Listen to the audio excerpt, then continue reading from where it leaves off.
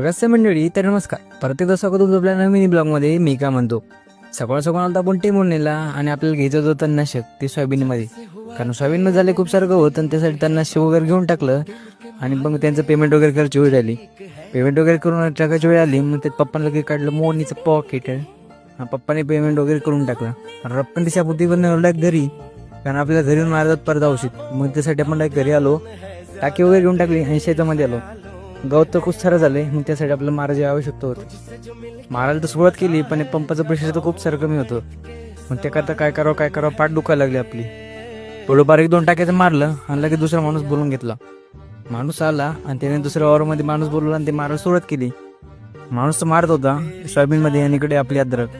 मग काय, आपण बकेट आणि टाकी बनवून पाणी आणून देत होतो आणि पप्पा आपल्या बाजूला उभा होते. आपल्याला कामच करणं पडतं रे, काय खरं नाही आपलं. एवढं पाणी भरून आणून दिलं, इतकं मारण झालं आणि इकडं आलो. आपला चिव थोडासा गुंगलाय. मग त्याच्याजवळ आपण थोडंसं बसलो होतो. त्याला थोडंसं प्रेम केलं आणि त्याने आपल्याला पण प्रेम केलं. मग काय, नंतर संध्याकाळची वेळ झाली आणि थोडीशी इकडे चक्कर मारली.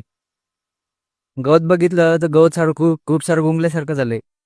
मग आता काय, बाकी बघू पुढे. तोपर्यंत लाईक आणि फॉलो करायला विसरू नका. धन्यवाद. रपकांत शिवण के फॉलो करून टाका.